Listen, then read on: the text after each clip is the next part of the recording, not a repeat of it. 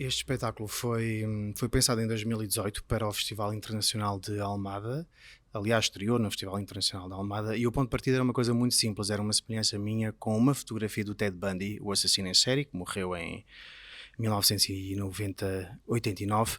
E começar a pensar o que é a transgressão na vida e o que é a transgressão na arte. Sobretudo porque a transgressão na vida é obviamente penalizada, enfim, quando a justiça funciona é penalizada, e o que é que pode ser a transgressão na arte. E além disso, na altura em que estive a trabalhar com a City Company em Nova York, surgiu-me uma ideia muito simples de dramaturgia e também de espaço cênico baseada na Via Sacra, ou seja, nas 14 estações da Via Sacra, que começa com a condenação à morte de Jesus Cristo e que acaba com a morte de Jesus Cristo, e essa partitura cênica e dramatúrgica interessava-me sempre. E de repente ela tornou-se evidente aqui, porque de facto não há qualquer esperança para este Ted Bundy. Por outro lado, não há qualquer esperança para cada um de nós, porque a Via Sacra ou a Via Crucis é um bocado a metáfora das nossas paixões, não é? Nós sabemos que ao nascer vamos morrer.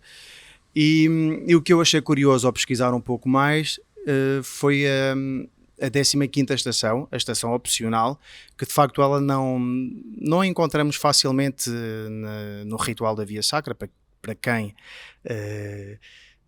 ia dizer frequenta, acho que frequenta não seja talvez o verbo mais apropriado, mas enfim, mas para quem participa nesse ritual da Via Sacra, esta 15ª estação ela não aparece, e ela foi sugerida pelo Papa João Paulo II, porque achava que a paixão de Cristo era uma paixão muito trágica, não havia qualquer possibilidade de esperança, e introduziu então esta 15ª estação, a última estação, que dá o título do espetáculo, que se chama Ressurreição. Ou seja, a ressurreição é a possibilidade de transformação, é a possibilidade da esperança depois da morte. A morte entendida de qualquer forma, pode ser a morte física, como a morte, enfim, várias mortes que nós temos ao longo da nossa vida, não é? E achei que poderia ser uma boa metáfora e para, não só para a questão do Ted Bundy, como a questão das pessoas que têm a vida amputada, como a questão da inevitabilidade da morte, não é? Sabemos que, na verdade, temos um tempo que não sabemos qual é, mas muito curto para realizar uma quantidade de coisas, muito mais hoje em dia em que temos que realizar tudo e ser muito felizes, e queremos ser muito felizes, a verdade é essa. E como é que encontramos essa esperança, essa transformação que a 15ª estação, sugerida pelo Papa do João Paulo II, acabou por trazer nesta trágica Via Sacra de 14 estações. Ou seja, basicamente temos aqui 3 patamares. Temos o patamar do Ted Bundy, temos o patamar das personagens bíblicas e de Jesus, mas na verdade temos o patamar de qualquer ser humano, e também o meu, como criador e como criador, como autor, encenador e ator, de se deparar com esta inevitabilidade da morte, com a incapacidade de conseguirmos fazer tudo, não é? E de perceber tudo e de ser tudo, e tentar lidar com isso neste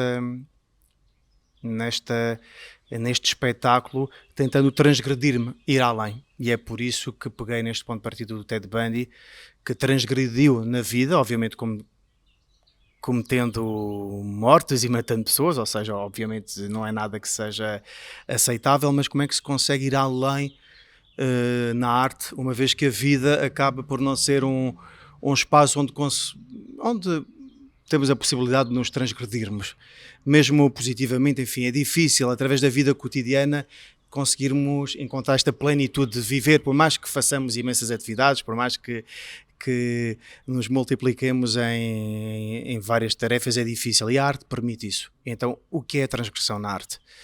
Acho que esse foi o ponto de partida do espetáculo.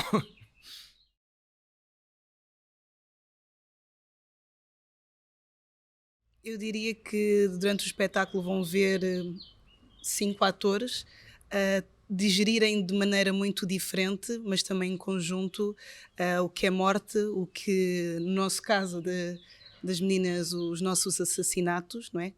Como é que vivemos o limbo também da situação, e também como é que nos vamos conhecendo a nós, na nossa vida, no nosso percurso, não só como vítimas, não só como atrizes, mas também como o Elman disse, como seres humanos. Como é que vamos digerir este percurso desde a vida até à morte, ou no meu caso também de uma mulher que dá a vida, mas que não lhe corre bem, mais não posso dizer, a geração e gerar a vida não lhe correu tão bem como nos casos normais, assim dizer.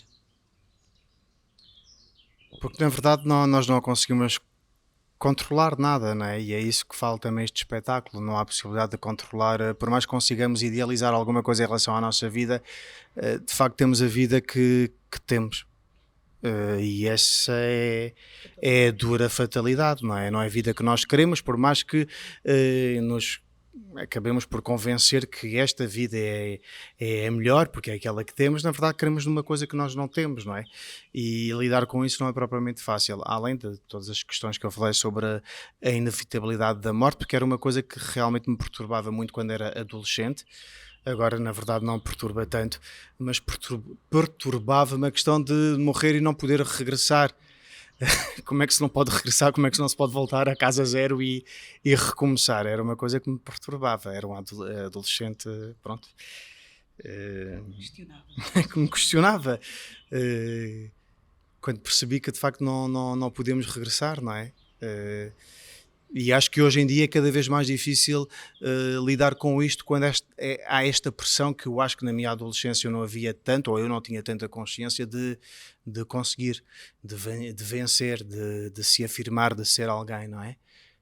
Que acho que é muito complicada para os dias de hoje a nível individual. Não estou a falar até no meu caso, mas penso que deve ser uma coisa muito difícil de lidar, não é? Que temos que aproveitar, temos que vencer, temos que ser bonitos, temos que ser magros, temos que ser performativos, temos que ser tudo e mais alguma coisa, porque de facto a iminência da morte está à porta, não é? O fracasso está à porta, porque a morte é o maior dos nossos fracassos. O resto, na verdade, são pequenos fracassos. Meu Deus, vou passar talvez o microfone, porque isto está um bocado pesado.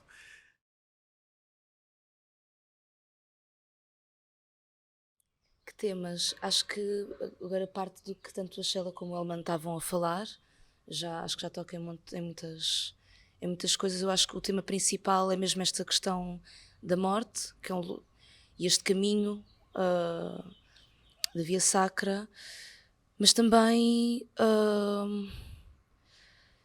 por exemplo, estou agora a pensar do ponto de vista de nós, das meninas, acho que um bocado as vidas que ficam suspensas, que ficam por... que deixam coisas por fazer, e ao mesmo tempo o que é que é o perdão, o que é que está depois, o que é que pode... Acho que são vários temas. Vou passar aqui à Márcia a ver se me completa. Eu também acho que a peça aborda muito o tema da redenção, como o Elman já falou.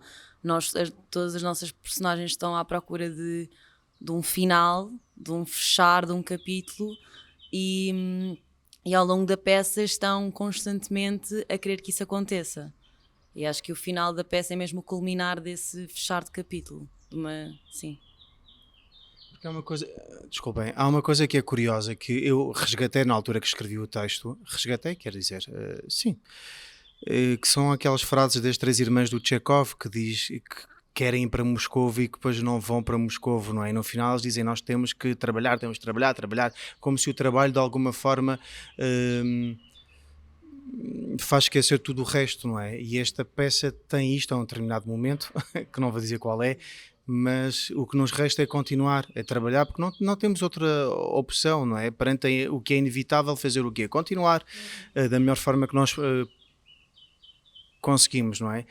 E eu acho que se calhar esta é a conclusão da peça. Eu não devia ter falado muito nisso, mas é um bocado... eu acho que mesmo que esta peça é a trajetória das nossas vidas, não é? É a procura de sentido para as nossas vidas individuais, é a procura de este sentido através da espiritualidade, através do que no que nos faça sentido, e perceber que quando não conseguimos encontrar este sentido, temos apenas que avançar e continuar, e que talvez neste percurso, neste avançar, consigamos encontrar alguma coisa que nos faça sentido perante aquilo que é inevitável, que em última instância é a morte, não é? Porque é terrível, nascemos com esta com esta certeza, com esta incapacidade, digamos, porque é algo que nos mutila, não é? Para algumas pessoas talvez seja mais perturbador do que para outras, mas de qualquer forma eu penso que para qualquer pessoa a determinado momento é perturbador, não é? Nem que seja porque se depara com esta iminência da morte por alguma razão, ou porque à sua volta tem alguém que está a morrer, ou porque tão simplesmente pensa nisso a um determinado momento da sua vida, não é? E é uma coisa, eu acho que deve ser difícil, do meu ponto de vista, é difícil de digerir, não é? E outra coisa que eu me lembro que também falámos foi do tempo. Agora estamos aqui a falar, lembrei-me também de algumas passagens da peça, que é, mesmo que a nossa decisão seja parar, o tempo não para. A vida continua e nós realmente temos de tomar decisões. E aqui neste espetáculo parece que se cria um espaço nosso, mas também voyeur, para quem está na plateia a ver, de também ter espaço para pensar, não é? Mesmo que eu nunca tenha pensado a morte, ela vai chegar. O tempo é uma coisa que nós também não controlamos. Temos de tomar decisões, e mesmo que nós tomemos, depois no final vamos pensar nelas, não é? É a fatalidade de tudo.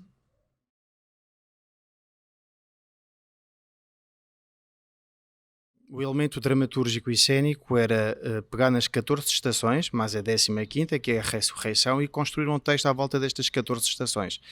Sabendo que havia 3 patamares, um patamar que era o universo do Ted Bundy com as vítimas, ou seja, pessoas que não tiveram possibilidade de se afirmar, porque eram pessoas muito jovens. As vítimas do Ted Bundy deviam ter entre os 12, que foi a última vida, Kimberly, se a memória não falha, e pessoas que deviam ter cerca de 30 e tal, ou seja, eram pessoas muito jovens que viram a vida amputada e que não conseguiram fazer nada. Depois há o outro universo, que é o universo de Jesus Cristo, com alguns personagens bíblicas, e depois há um outro universo, que é o universo de um encenador, ator, que sou eu, com atrizes. Ou seja, teremos 3 camadas ao longo desta travessia da Via Sacra. E elas, obviamente, nós começamos com o universo, que é aquele que é apresentado, que é do Ted Bundy, que depois vai desaguar no universo do ator com as atrizes, não é? Que tentam criar esta ficção e que termina, na verdade, em Jesus Cristo, não é? Que acaba por representar, e não estou a falar de catolicismo nem nada, acaba por ser uma metáfora de todas as nossas paixões.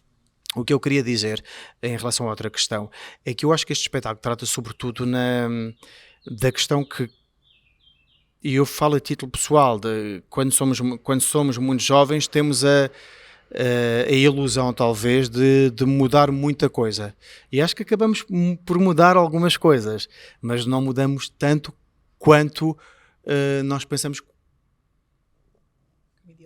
que idealizamos quando somos jovens, não é? Até porque somos jovens também e temos uma noção distorcida da realidade. E eu penso que este espetáculo fala exatamente da consciência de que há algo maior que nós que continua para além de nós e que, na verdade, não estou a dizer que a nossa existência seja insignificante, mas talvez não seja tão significante como aquilo que nós pensamos ser. Lá está, parece que é uma coisa muito trágica, e é por isso que eu chamo isto de a última estação, sabendo que a última estação é a ressurreição, porque há uma luz ao fim do túnel, há uma transformação individual e coletiva, e é disso que fala, é dessa luz ao fim do túnel que aparece só no final do espetáculo, que fala este espetáculo, por mais que pareça ser uma travessia pessimista, trágica, e que na verdade até o é. Nos 3 patamares, do Ted Bundy com a vítima, porque nós sabemos que ele acabou condenado à morte e que elas morreram, Jesus Cristo com as personagens bíblicas, porque são personagens difíceis de incorporar, porque são intangíveis, não é? Fazem parte de um universo que não é propriamente um universo cotidiano, real, e depois o nosso, que é o mais simples, não é? Que são atores e atores e encenadores, enfim, com as suas dúvidas e questões e dilemas e angústias, como faz parte deste universo e destas pessoas que são os atores, não é?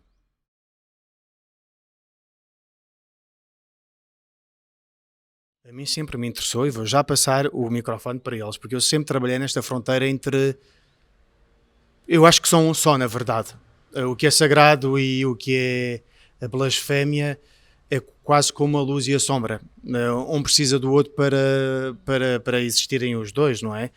E acabo sempre por, penso eu, com algum distanciamento, que é pouco ainda, mas algum distanciamento sobre o meu trabalho. Eu penso que acabo sempre por abordar esta santidade, não é? Esta purificação, esta necessidade de se limpar, com esta necessidade de se conspurcar, de se sujar, de, hum, de se magoar.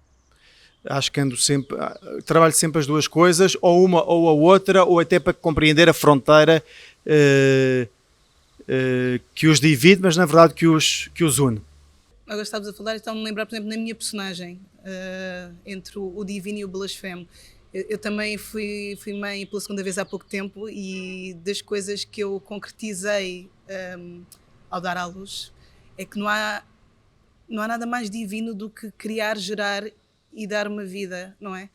Na minha personagem aqui na última estação, essa dualidade é grotesca, tem muito confronto, não é? Não há nada mais divino do que dar à luz, gerar uma vida. E, no entanto, eu chamo a esse ser que eu criei sujeito. Eu chamo esse ser monstro, besta, não é? Não tenho prazer e até tenho uma repulsa enorme em ter gerado, em ter parido e em ver o monstro crescer e tornar-se seja o que for, não é? Isso, no entanto, eu acho que engrandece ainda mais a personagem, engrandece ainda mais o conflito, não é? Se fosse tudo bonito, não é? O nascimento, a criação e tudo mais, sem conflito não há lugar para crescer, não há lugar para desenvolvimento. Nunca tinha pensado na blasfémia com a santidade desta maneira e agora consegui encontrar. Porque há uma pressão, eu estou sempre a falar disto, mas há uma pressão cada vez maior hoje em dia em esconder esta sujidade, e nós estamos aquém disto, desta perfeição, porque todos nós estamos rodeados de sujidade até no nosso cotidiano, não é?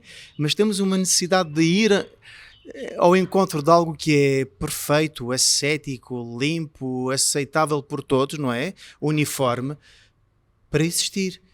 E isto é terrível, porque isto causa-nos angústia e eu acho que, quando eu digo que é um acontecimento recente, enfim, estou a falar nos últimos 10, 20 anos, não é? Mas isto causa realmente problemas, porque uma coisa obriga a outra. Não há como eliminar uma coisa, não há.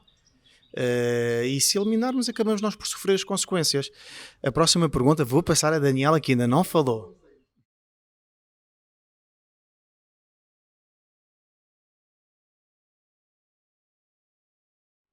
Boa pergunta.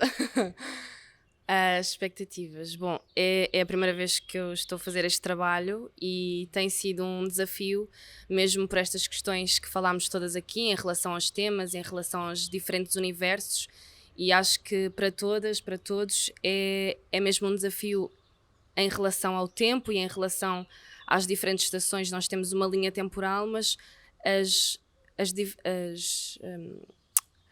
diferenças que há para cada universo e como é que nós estamos num e depois passamos para outro e depois passamos para outro muito rápido, e esse é sem dúvida o desafio. E também acho que enquanto atores ou enquanto artistas nunca conseguimos ter bem a certeza do que é que vai passar para o outro lado, mas o desafio também é mesmo esse, é nós criarmos tão bem estes universos entre nós e sabermos dividi-los tão bem que depois isso também passa para o público. Então acho que a expectativa também é mesmo essa, é que o público, que maioritariamente, além de falar a mesma língua que nós, é um sotaque diferente, portanto para nós também nos faz pensar nisso, a maneira como estamos em cena e como é que dizemos as coisas, os ritmos, tudo isso. Mas acho que passa muito por aí. Eu estou curioso de ver qual vai ser a recepção do público ao texto. Este texto já foi apresentado no Brasil, ou seja, ele já houve uma leitura encenada em 2019, penso eu, porque ele já fez parte de um festival que se chama Yes All Luz, onde nós apresentámos o I Can Breathe em 2018, e não foi possível ir, e então o diretor do festival, que é o Pedro Santos com a Arieta Correia, que é uma atriz e que trabalhou com Antunes Filho, pediram para ceder um texto para haver uma leitura encenada através de um grupo de teatro brasileiro, e eles fizeram uma encenação e acho que correu muito bem, mas eu não estive presente, não consegui perceber qual foi a a reação do público, porque sempre que apresento o espetáculo, mesmo noutra cidade aqui em Portugal, há sempre diferenças, e diferenças reagem mais a uma parte do texto e a outra. Aqui no Brasil já não é a primeira vez que apresento o meu trabalho, fiz o Mr. Man, o I Can Breathe, é a terceira vez. Mas de facto, como temos 3 patamares, 3 universos, como não há propriamente. Na verdade, há uma cronologia que é dada pelas estações, mas os universos misturam-se, não é? Ou seja, não há propriamente uma história linear. Estou curioso para ver qual é a recepção do público, mais ainda quando o livro já chegou lá, porque eu editei este ano um livro com as 3 peças, com I Can Breathe, Damas da Noite e A Última Estação, e as pessoas falam muitas vezes da Última Estação, e é curioso tentar perceber qual vai ser a recepção do espetáculo representado e não do texto lido, não é? Que é uma coisa completamente diferente. E sobretudo porque me interessa, porque através da recepção do público eu não estou tanto a falar de gostar ou não gostar, é mais de especificidades. Eu consigo ter também uma perspectiva diferente sobre o espetáculo, e é isso que me interessa mais ainda quando nós estamos a revisitar um espetáculo que já não revisitamos desde 2019, porque a nossa última apresentação foi na Madeira em setembro de 2019, e de facto revisitar um espetáculo 3 anos depois, pós-pandemia, é diferente, não é? Parece que o distanciamento é maior, parece que foram mais de 3 anos, pelo menos no meu caso, e então estou muito curioso de tentar perceber isso, porque eu acho que este espetáculo, mais do que tudo, eu às vezes tenho este dilema de, exatamente porque tem 3 universos, será que isto passa, será que não passa? Mas acho que é a experiência exatamente da Via Sacra que passa, destas estações todas. Eu acho que talvez seja o elemento predominante e talvez o elemento mais forte desse espetáculo. É o elemento estruturante do espetáculo, é a estrutura dramatúrgica e cênica ser a Paixão de Cristo, as 14 mais uma estações.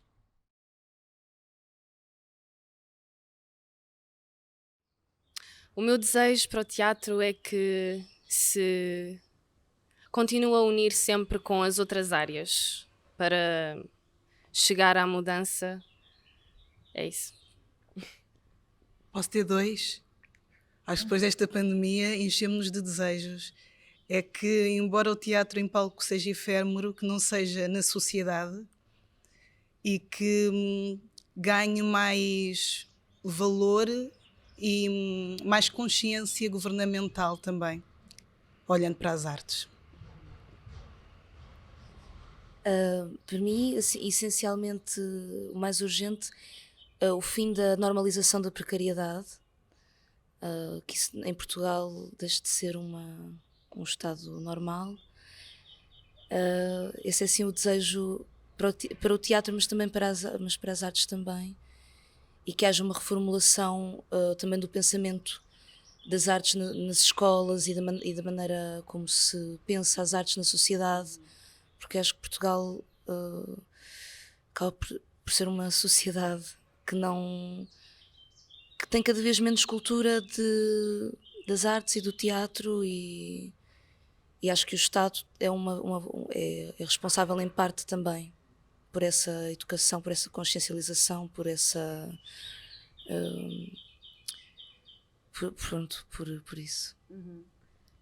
O meu desejo também vai ao encontro daquilo que a Isadora disse, que é que se mantenha também uma parte do plano curricular dos alunos quando começam a estudar no primeiro ciclo, e que se também continue a manter atualizado.